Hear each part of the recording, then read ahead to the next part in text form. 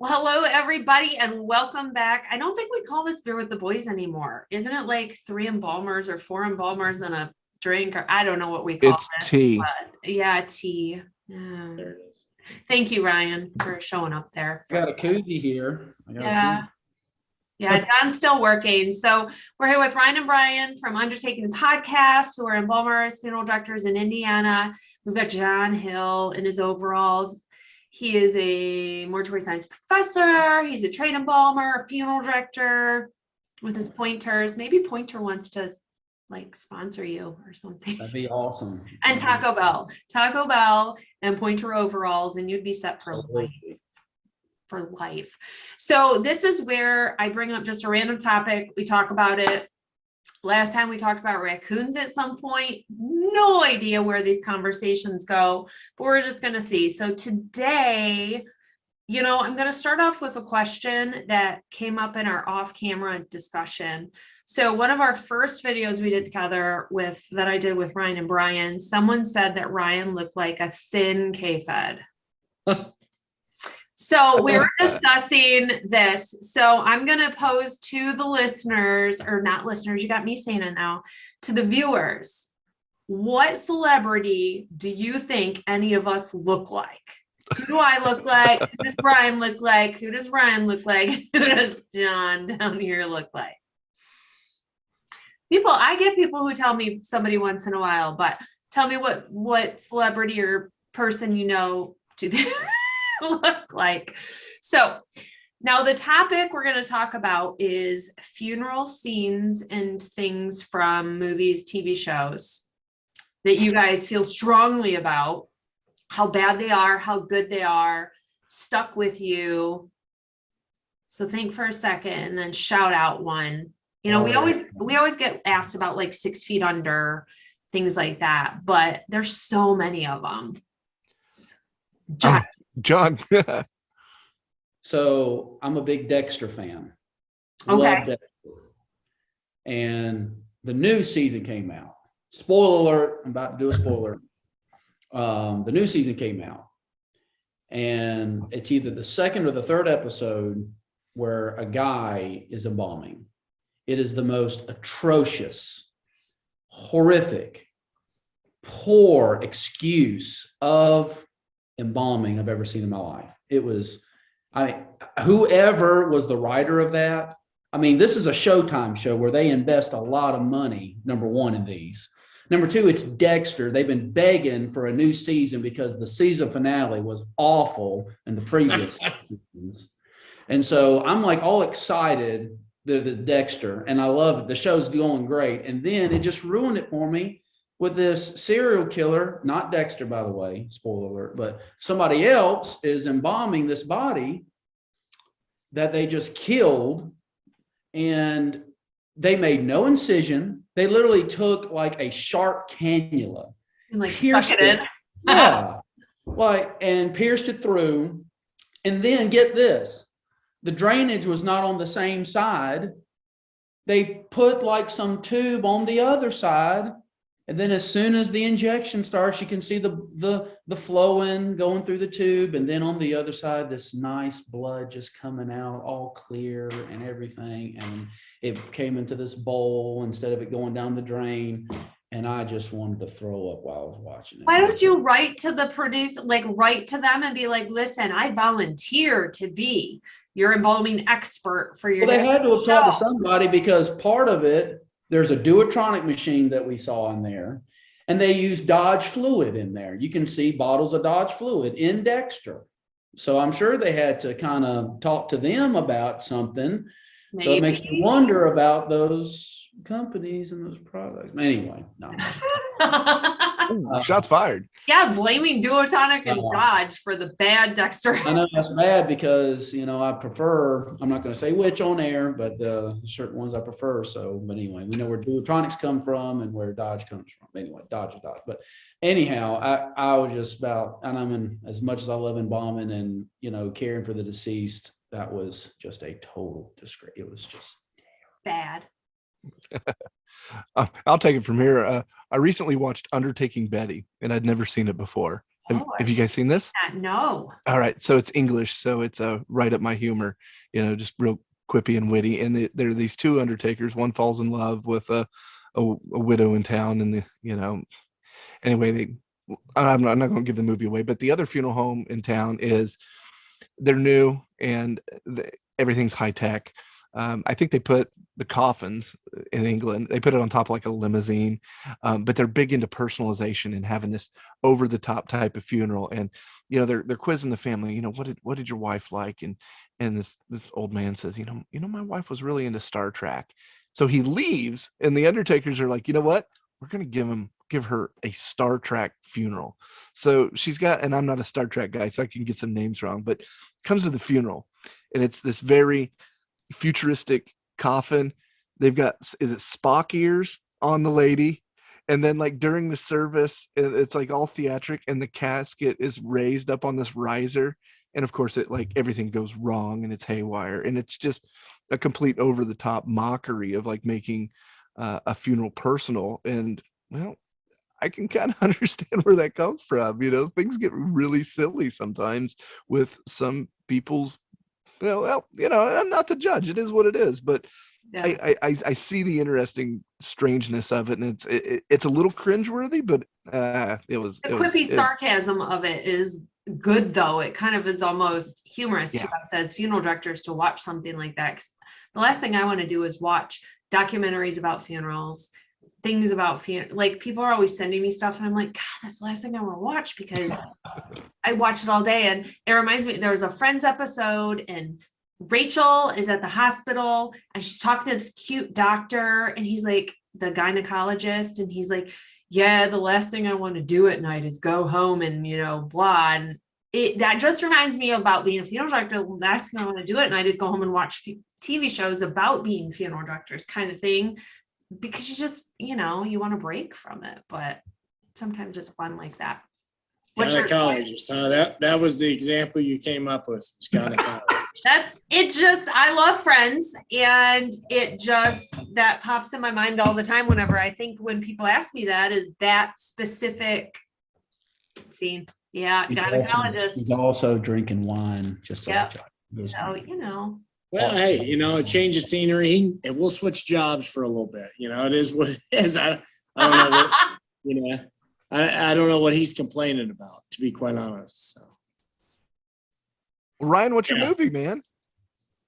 What's my movie? I don't have a movie. I'll say this. I'm sorry, Kari, if I drove this off the rail there a little bit, but I think train. It is what it is. I think, the biggest thing for me is when a coroner's involved and there's something to do with the scene. That is always misrepresented.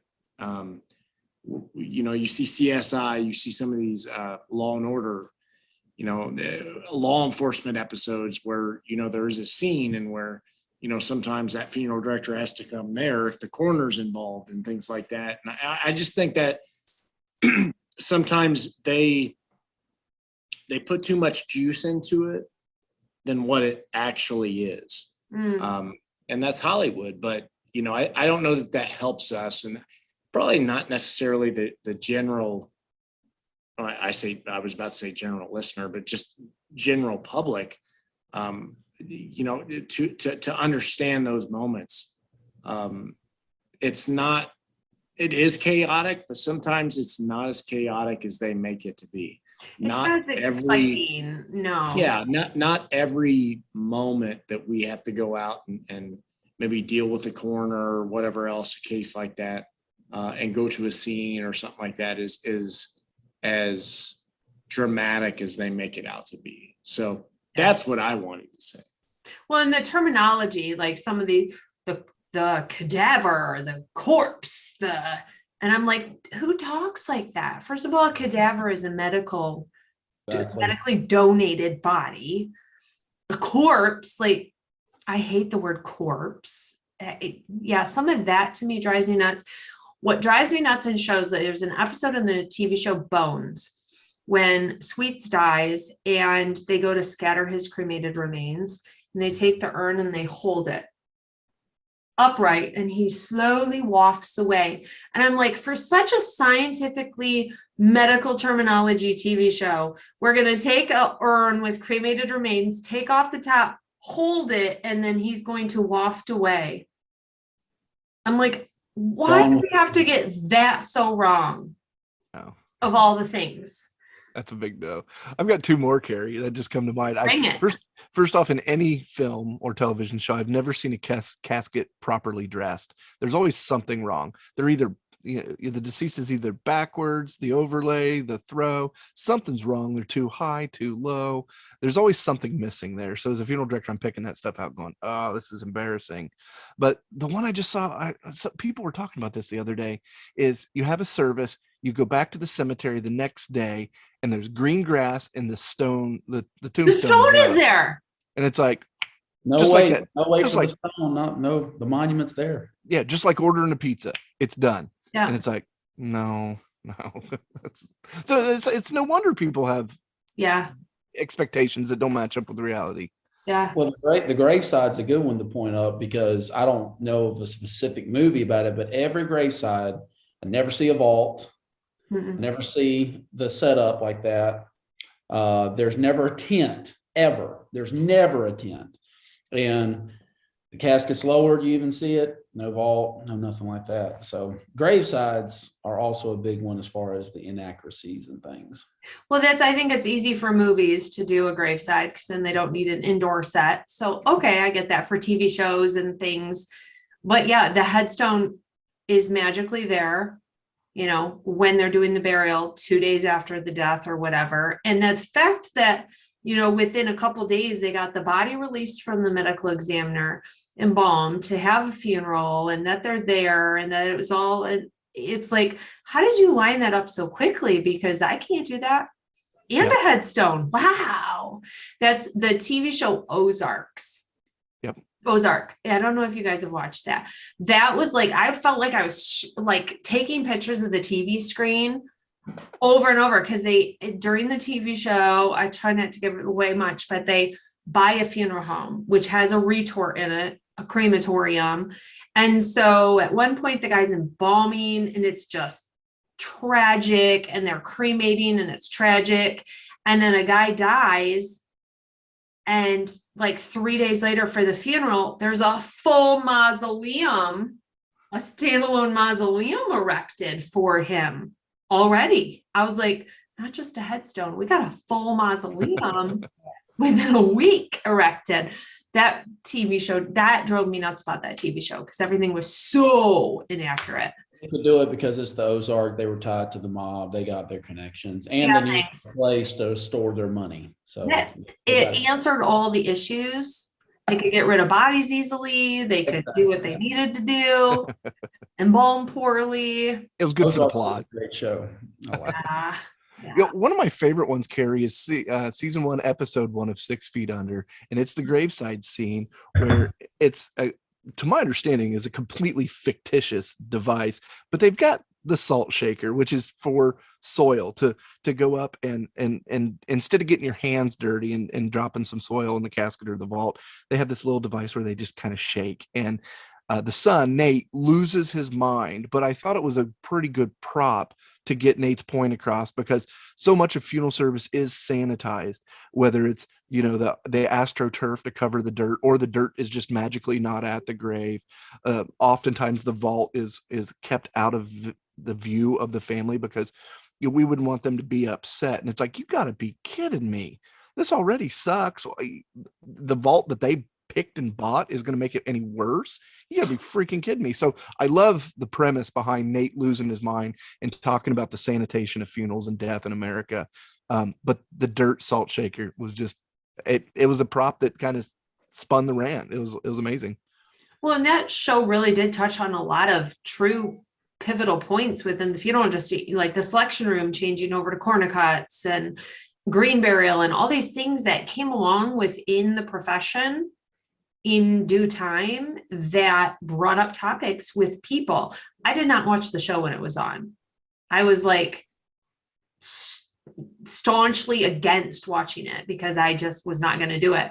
And finally I was like, okay, I got to watch this. And bowled my face off at the finale. Like it really had, it went sideways a lot of times, but a lot of the key moments were good. Some of the embalming was decent. Some of the restoration stuff was decent. And I loved, like, though you'd see how somebody died and then kind of follow them through the process.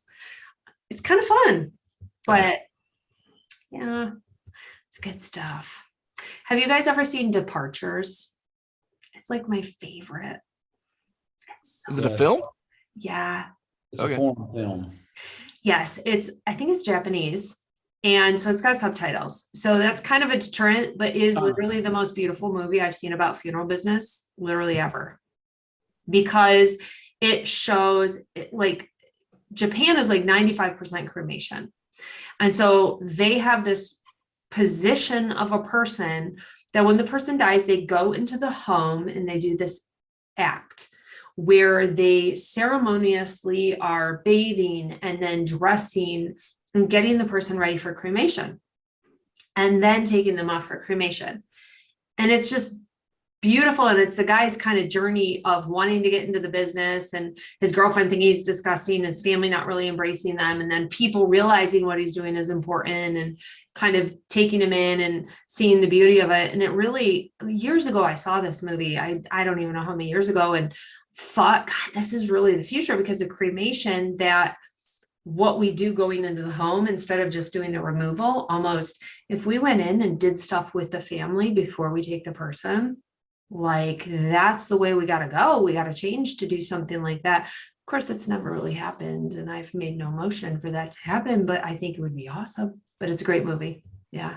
It's fantastic. Absolutely fantastic. And I'm not much of a emotional guy, but man, when I saw that, I was like, Oh, that's exactly why, because you get people that come up to you all the time and they're like, I can't believe you do what you do and yada, yada.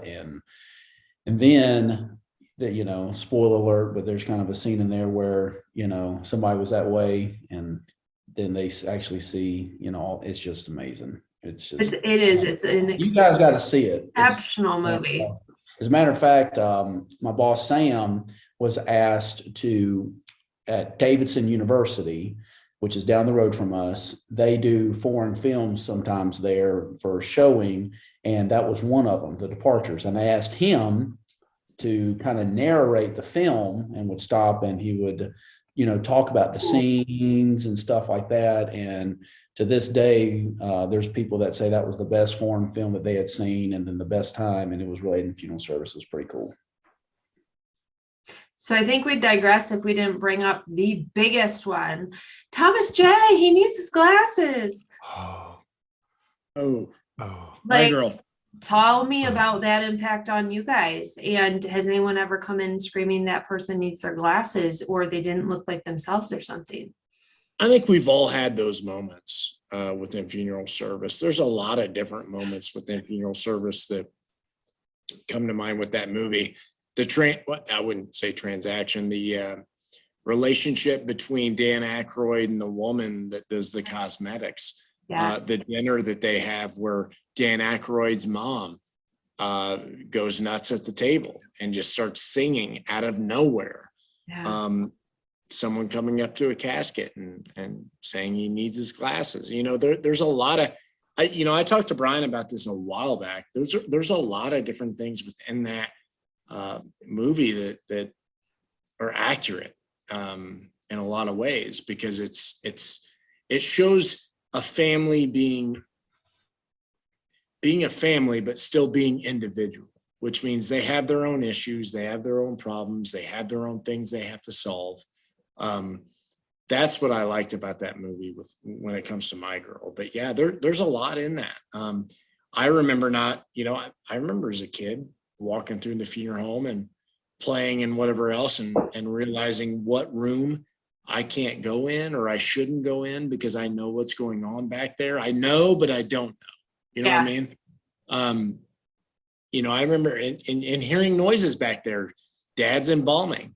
So I remember that stuff relates to me because I grew up that way. Yeah. Brian, you grew up that way. Running up and down the stairs just like Veda. Yep. Yeah, I mean, Absolutely. That's probably one of the best portrayals of funeral service, and it's probably really close to, just what Accuracy. traditional American funeral service was, in moderate to smaller towns, for sure. A family helping other families. Yeah. It was so good. I need to look up like when that movie was made, because I don't remember like how old I was when I first encountered it. And I think her getting her period more resonated with me watching it growing up than it being a funeral home, even though, because I feel like I've been around funeral stuff most of my life too. So I don't, Do you remember the name of the funeral home? Her name was Veda Sultanfuss. Yeah. What was the name of the funeral home? I don't know, but you can go stay there at an Airbnb or whatever. Wasn't it Sultanfuss Parlor? Was it? I don't know. Parlor. I love it. Parlor. It may be. Oh yeah. That sounds, for that time frame, it sounds accurate. Hold on, he's looking it up. Yeah, I am. I don't hardly remember anything about that movie, but now Funeral Parlor. Watch it. Hey, watch it when you get home. Hey, when you get done, I may be driving down the road from. It's in Tampa. Have it on my phone on Netflix. It's in Tampa. I don't remember it being in Florida. I don't remember them being in Florida. I remember in the second one she went to Florida or something, but I don't remember it being in Florida. I thought it was supposed to be in Pennsylvania or something, but it says in Tampa is the address of it. Maybe they just filmed it there. I don't know. Yeah. Any last thoughts, guys, on this? Nothing. All right, everybody. Well, share your favorite funeral scenes with us, and we can give you some feedback and funeral TV show episodes, movie episodes, things that you see that have drove you nuts, that you've loved, and let us know what you want us to chat about on the next episode of the series. So thanks, Ryan. Hey, real quick, I can't wait to see what celebrity. Yeah. Might remind the viewers. That's not normal for me. Viewers, to go ahead and make sure that they find a celebrity for him. Hey, you pipe down there, K-Fed. Skinny K-Fed. Go ahead and tell them who you think you really should be. Yeah, who do you think you should? Well, Who me? Yeah, I've been told in the past. I've been approached within the theater of life. They have very much said that when I wear aviator sunglasses, a hat, got my beard looking like it is, that Chris Cagle comes to mind. I don't know. That's what I've been told. I feel as if I'm going to have to overlay Chris Cagle right now. Yeah, you gave Kari work. We'll just stick with K-Fed. We're good. No, I'd rather be Cagle. I know. That's why I said it. Oh, I can't wait. Well, everybody weigh in on what you think, who we all look like. And thank you for joining us, and check out our next episode. Bye, guys.